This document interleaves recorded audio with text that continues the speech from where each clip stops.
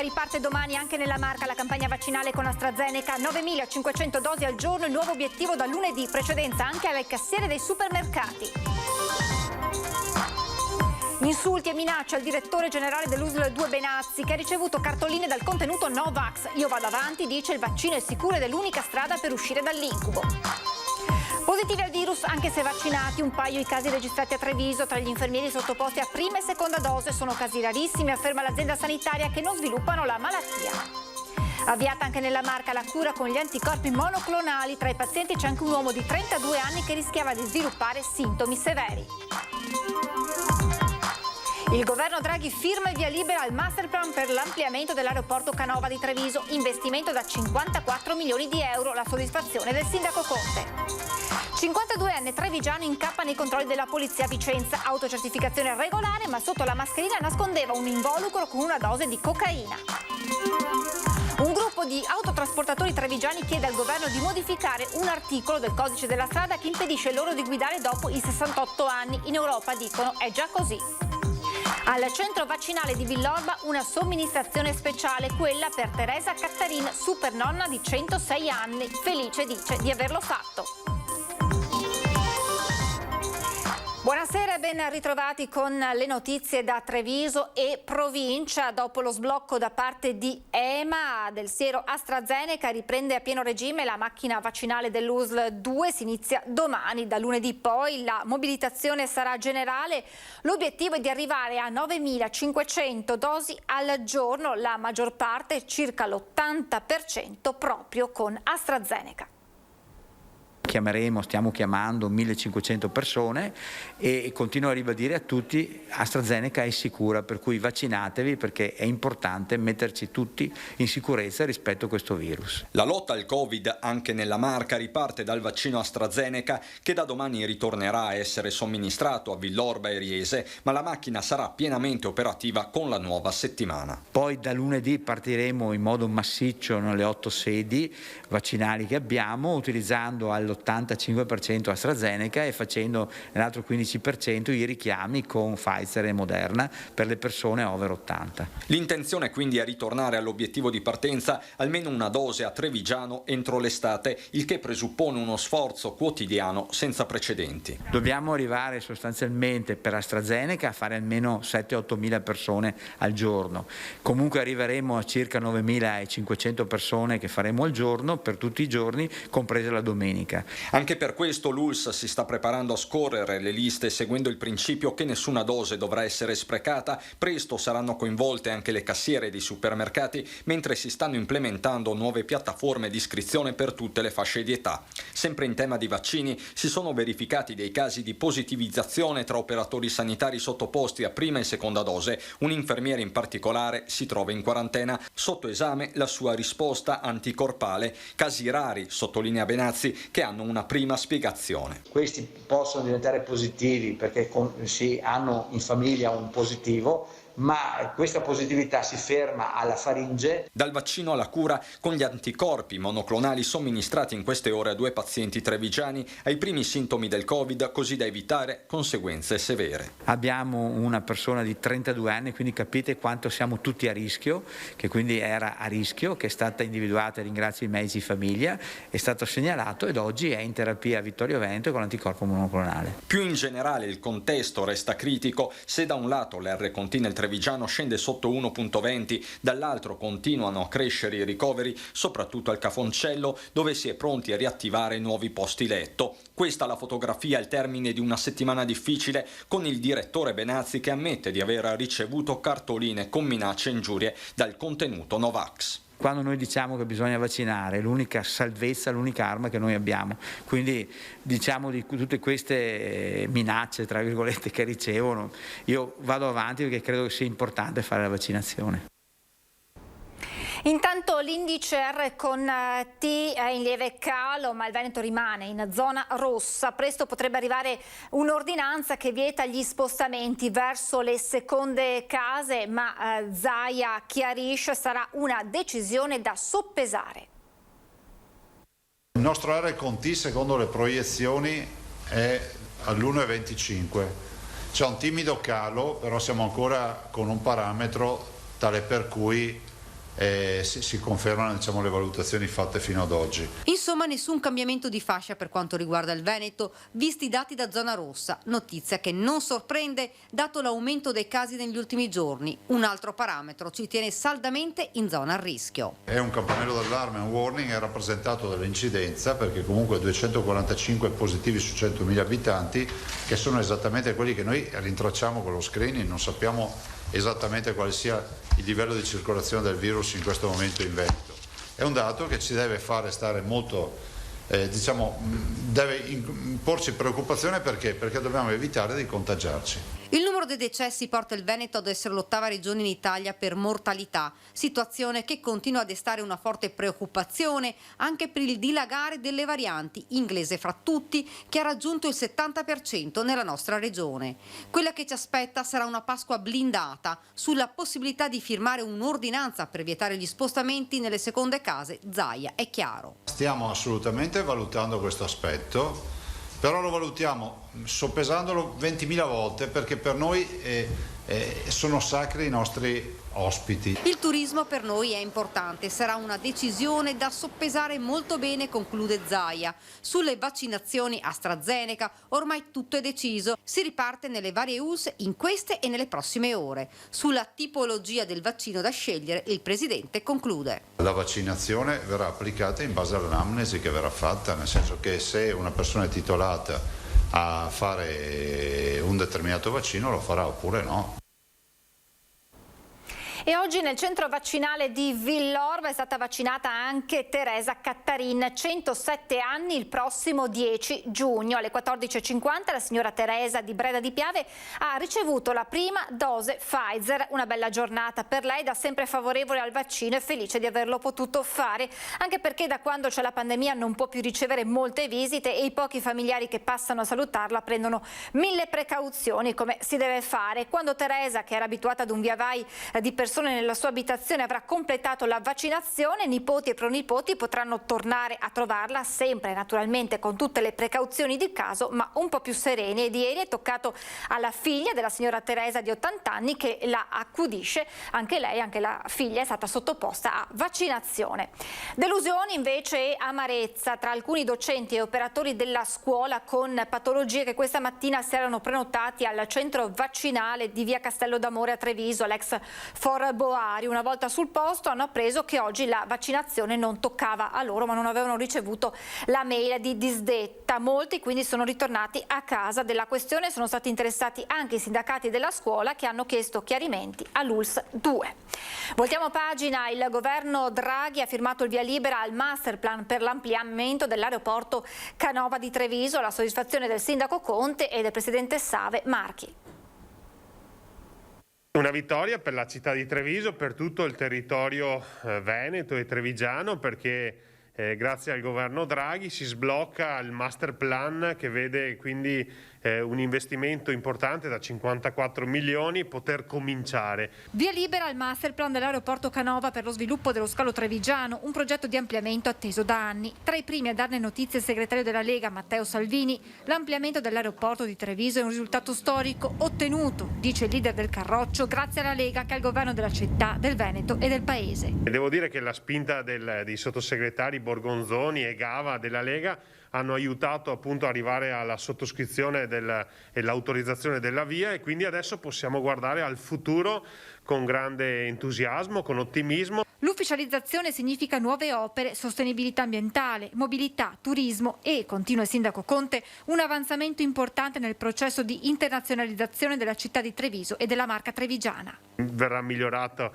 l'impatto ambientale, verrà migliorata la viabilità e soprattutto verranno migliorate le condizioni di lavoro per le centinaia di dipendenti che quotidianamente operano all'interno della struttura. Nei prossimi giorni il sindaco di Treviso incontrerà il presidente del gruppo Save, Enrico Marchi, che dice: aspettavamo da tempo la firma, siamo pertanto molto soddisfatti di questa pronta azione da parte del nuovo governo, che ci permette di programmare con certezza lo sviluppo futuro dello scalo. La firma odierna costituisce, aggiunge Marchi, un passo in avanti fondamentale che renderà l'aeroporto un volano di rilancio per tutto il territorio. Ci fa davvero guardare al futuro con positività, con ottimismo, con la certezza che Treviso sarà tra le prime città italiane a ripartire non appena questo virus sarà sconfitto.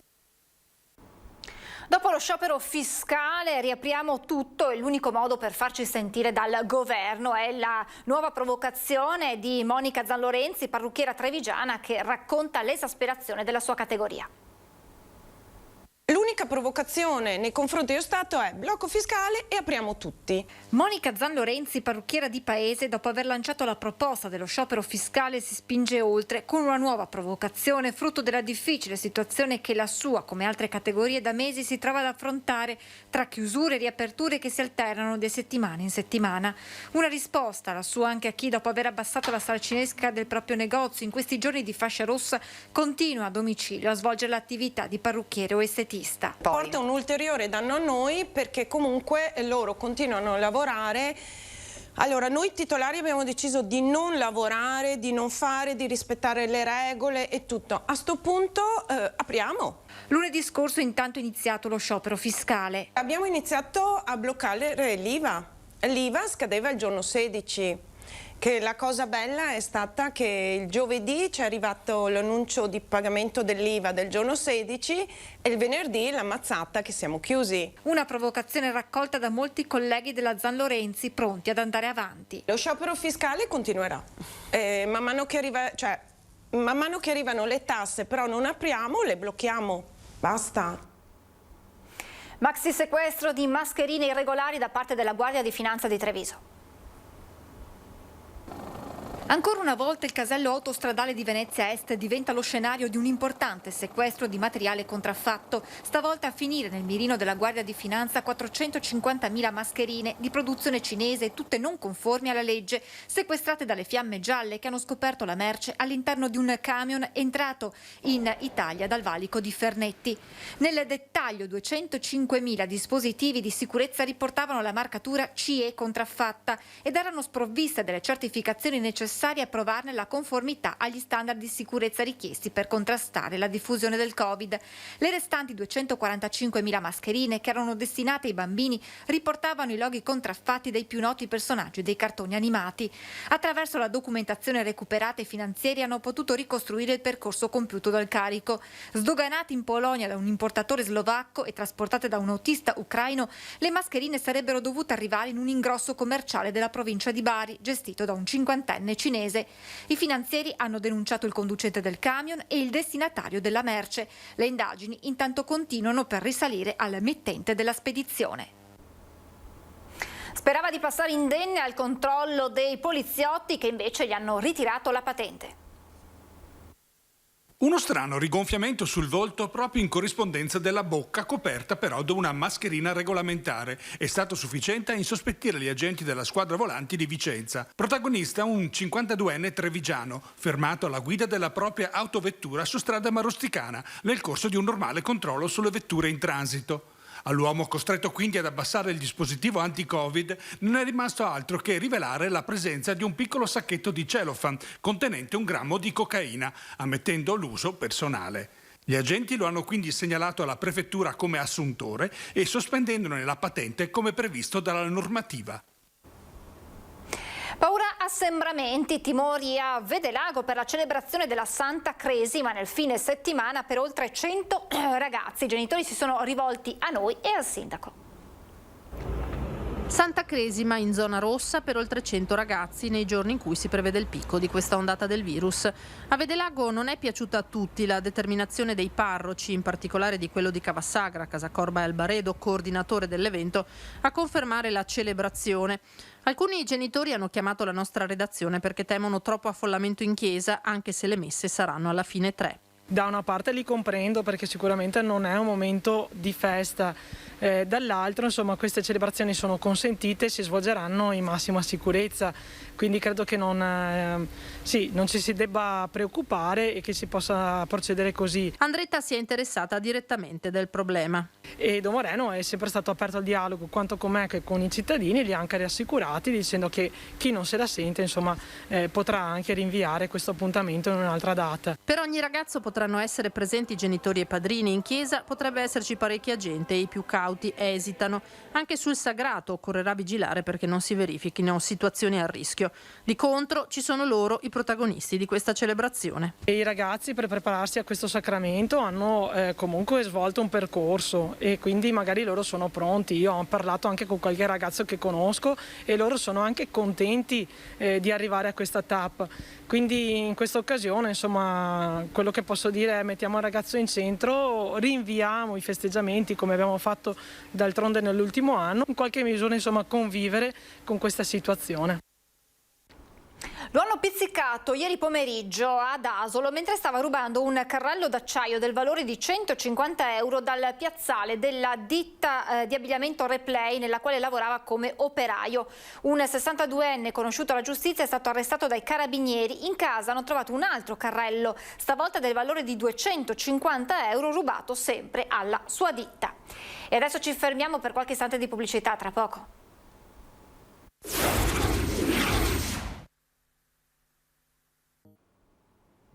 Rieccoci in diretta. Saranno al vaglio della commissione elettorale i nomi dei candidati per il nuovo CDA del consorzio del Prosecco Conegliano Valdobbiade. Ne sentiamo allora le ultime indiscrezioni. Bocche cucite ma strategia a tutto campo per la prossima dirigenza della DOCG del Prosecco Superiore. Ieri a mezzogiorno si sono chiuse le liste che saranno vagliate nei prossimi giorni dal comitato elettorale. I nomi che girano, ma sono del tutto indiscrezioni, sono sostanzialmente quelli delle liste precedenti, con qualche variazione in rappresentanza sia sul fronte della cooperazione, con le cantine sociali, che delle associazioni di categoria.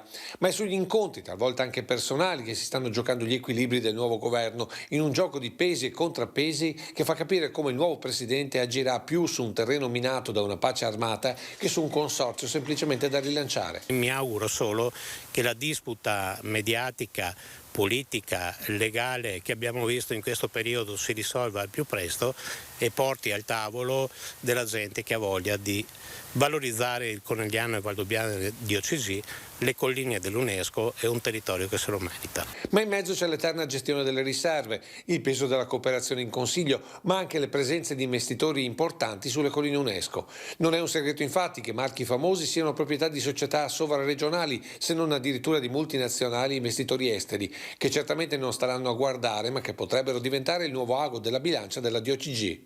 Sono delle risorse esterne che arrivano nel nostro territorio, siamo ben felici di questo e siamo convinti che potranno essere assolutamente degli input positivi per questa nuova situazione che verrà a crearsi. Input positivi oppure input impositivi? No, positivi. E adesso l'iniziativa di 8 autotrasportatori trevigiani che attraverso una petizione chiedono al Ministro dei Trasporti di modificare un articolo del Codice della Strada che impedisce loro di guidare il camion dopo i 68 anni. Ho predisposto per loro conto e già inviato alla 9ª Commissione Trasporti della Camera dei Deputati una petizione esponendo la situazione e chiedendo una modifica alla norma. La norma a cui fa riferimento l'avvocato Capraro è l'articolo 126 del Codice Italiano della Strada, che impedisce agli autotrasportatori con più di 68 anni di continuare a guidare mezzi di peso inferiore alle 44 tonnellate, possibilità invece concessa ai conducenti di camion di altri paesi europei. È così che 8 autotrasportatori trevigiani vicini alla soglia dei 68 anni si sono rivolti al legale per chiedere al Ministro dei Trasporti Giovannini di rivedere la normativa anche a fronte di una direttiva della Comunità Europea del 2006 che precisa come non vi debbano essere limiti d'età, ma siano da tenere in considerazione le capacità psicofisiche del conducente. Oggi noi abbiamo che camionisti francesi, tedeschi, portoghesi anche a 70 anni vengono in Italia e guidano il tir, mentre i nostri a 68 anni cessano, sia che abbiano maturato sia che non abbiano maturato la pensione, e questo è una disparità di trattamento. Contrariamente a quanto si crede, rileva Capraro, l'indice di pericolosità secondo la classe del conducente responsabile diminuisce con l'aumento dell'età. Proprio i guidatori anziani infatti sono mediamente più prudenti. A pesare sulla richiesta degli autotrasportatori anche la mancanza di un cambio generazionale per l'intera categoria. Le nostre aziende fanno fatica a trovare autotrasportatori, quindi ricorrono disperatamente dove riescono a autotrasportatori stranieri. No al progetto del magazzino Amazon di Casale sulle Sile e in genere no al consumismo globalizzato. Ad affermarlo anche oggi pomeriggio in piazza Treviso i ragazzi di Friday for Future. Amazon è stato uno degli argomenti della lezione alternativa che si è tenuta in presenza sotto la loggia dei 300, dove i ragazzi hanno discusso con 2 docenti d'eccezione sui cambiamenti climatici e futuro sostenibile. Tornando al tema del nuovo polo logistico, i ragazzi hanno chiesto alle istituzioni di adoperarsi perché a fronte delle richieste di insediamenti e ampliamenti non ci sia nuovo cemento, ma che si punti alla conversione di siti industriali dismessi. E come sempre andiamo a vedere ogni venerdì il tempo che ci aspetta per il prossimo fine settimana con il nostro generale Giancarlo Iannicelli. Un anticiclone atlantico localizzato troppo a nord sull'oceano sta attivato un flusso di aria fredda in cui si inseriscono sistemi perturbati che investono tutti i nostri territori, e questo è ben visibile dalla carta che potete vedere. Sistemi perturbati che in parte vengono neutralizzati dalla catena delle Alpi, in parte invece danno degli annuvolamenti anche intensi, nubi aggressive, però che non danno altri effetti se non un bello spettacolo nel cielo, nubi che difficilmente si vedono nel loro sviluppo, e poi abbassano le temperature, ma a questo ci torneremo. Poi più in dettaglio un fine settimana all'insegna del cielo poco nuvoloso o sereno, ecco, con questi addensamenti sterili. Cosa diversa sono le temperature, purtroppo avremo ancora delle gelate proprio per sabato e per domenica, con minime che scenderanno sotto lo zero, non di molto ma scenderanno sotto lo zero, quindi bisogna aspettare ancora diversi giorni per fare il cambio del guardaroba, quindi il guardaroba primaverile. È un tipo di tempo che ci accompagnerà, quindi con cielo in prevalenza poco nuvoloso sereno per tutta la prossima settimana. Gradualmente da lunedì le temperature minime cresceranno gradualmente, 2, 3, 4 gradi, le massime dopo i 10-11 gradi di sabato e domenica, forse anche meno, si porteranno di nuovo a 13-14 gradi. I venti avranno dei rinforzi dai quadranti settentrionali, l'Alto Adriatico è mosso. È tutto. Apriamo adesso la nostra pagina con le notizie da Belluno e provincia.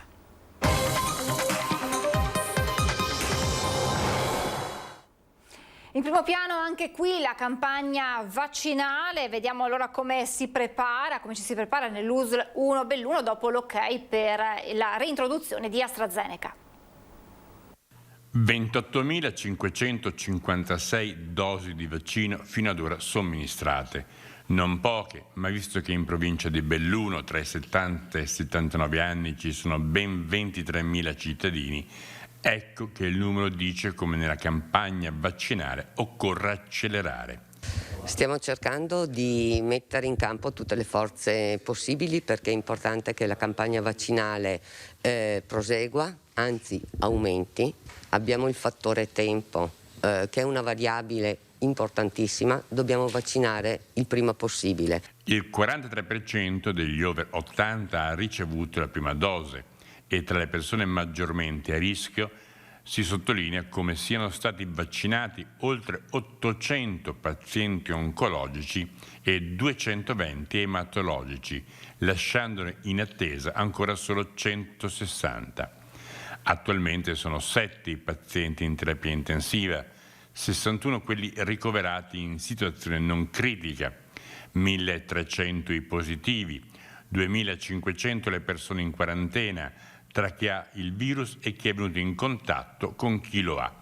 La percentuale di positivi, infine, si aggira intorno al 5%. Perché le cose possono andare meglio per tutti, si pone l'accento sulla necessità di intensificare il volume delle vaccinazioni anche e soprattutto con l'intervento dei medici di base. I vaccini hanno sostanzialmente cambiato la vita. Hanno cambiato la vita anche vaccini molto più recenti, quelli per l'epatite B. Non si può dimenticare che i vaccini hanno veramente evitato a tantissime persone di patire per tutta la vita delle sequele di malattie infettive che oggi da noi sono praticamente sparite. Diocesi e seminario gregoriano in lutto per la morte di Monsignor Elio Larese. Il sacerdote è morto ieri sera nel reparto di rianimazione del San Martino, dove era stato ricoverato qualche giorno prima per le complicazioni sopraggiunte dopo la scoperta della positività al Covid. Don Elio aveva 74 anni e per 22 aveva guidato come preside il liceo classico Lollino, dove aveva insegnato per decenni materie umanistiche. Un nuovo lutto per la Chiesa bellunese dopo la scomparsa qualche giorno fa, sempre per coronavirus, di Don Giovanni Unterberger. Due frazioni del capoluogo che vi accendono, due frazioni del capoluogo che vi accedono con non pochi problemi attraverso una strada tecnicamente provinciale, ma a quanto pare destinata a breve e, come sembrerebbe di buon senso, a finire in capo all'ANAS. Intanto però gli anni passano e le cose non cambiano. Si potrebbero definire le rotonde della discordia tra cittadini e istituzioni, tra istituzione e istituzione. Il tratto incriminato tra una rotonda inutile e mai aperta e una richiesta ma mai realizzata si trova sulla SP1 alle porte di Belluno, tra le frazioni Sagrogna e Levego. A chi compete metterci mano? I cittadini denunciano un rimpallo di responsabilità. Ecco la risposta da parte di uno dei due enti tirati in ballo. Ma lì siamo su un borderline tra provincia e comune, devo dire che i rapporti non c'è un rimbalzo di competenze, ma c'è la volontà di insieme cercare di risolvere il problema. È che non è di facile soluzione, anche perché lì quell'autorizzazione a quella rotonda, che in questo momento non è stata realizzata ma non è operativa, ovviamente preclude altre scelte. Quindi adesso, con la nuova proprietà che passerà ad ANAS, quella diventerà statale, cercheremo di interfacciarsi per cercare di trovare una soluzione insieme che possa essere, soprattutto per gli abitanti di Levego e Sagrogna, una soluzione che vada bene. Voglio chiedere, non è normale che all'incrocio di Levego ci siano dei jersey da 20 anni con le erbacce ormai che li tengono bloccati? Diciamo che ogni tanto le responsabilità ne abbiamo e dobbiamo anche chiedere scuse ai cittadini se non riusciamo a risolvere tutti i loro problemi. E con questa notizia termina questa edizione del nostro telegiornale. Vi lascio alle previsioni meteo. Grazie per essere stati con noi. Buona serata.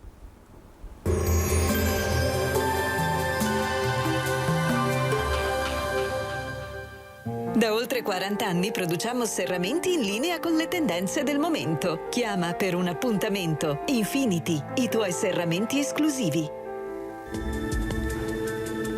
Bentrovati al meteo. Colpo di coda dell'inverno nel prossimo weekend che segna l'equinozio di primavera. Bel tempo ma clima freddo. Vediamo il dettaglio di sabato 20 marzo.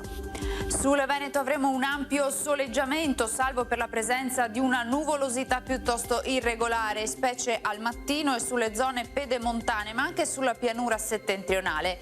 In montagna non si escludono debolissimi e sporadici fenomeni, specie nelle ore mattutine, ma a seguire avremo anche qui ampie schiarite. Venti via via più tesi da nord-est, temperature sotto la media stagionale, minime tra -3 e 2 gradi, massime tra 8 e 11 gradi all'incirca. Ci spostiamo ora sul Friuli Venezia Giulia, dove la situazione sarà invariata con tanto sole e cielo al massimo poco nuvoloso, senza piogge. Temperature minime tra -1 e 2 gradi, massime sui 9-10 gradi. Uno sguardo infine al Trentino Alto Adige, dove avremo un ampio soleggiamento, tempo sempre asciutto, qualche addensamento, ma del tutto innocuo. Temperature minime intorno a -1 grado, massime sugli 8 gradi all'incirca. Dal meteo di Antenna 3 per ora è tutto, grazie per l'attenzione e arrivederci.